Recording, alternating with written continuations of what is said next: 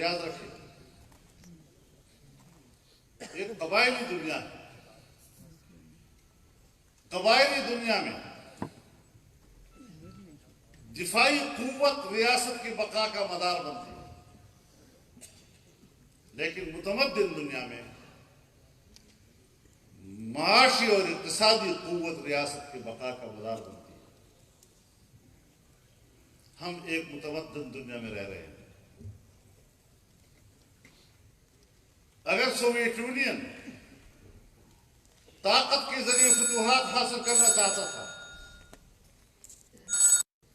اور اس کی معیشت بیٹھ گئی تو پھر سوویت یونین اپنا وجود برقرار نہیں رکھ سکا، ہر چند کہ آج بھی وہ دنیا کا مضبوط ترین دفاعی قوت ہے۔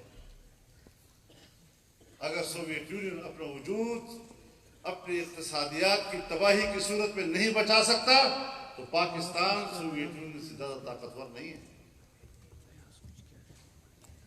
ہم نے ملک کی معیشت کو کہاں لا کر کھڑا کر دیا۔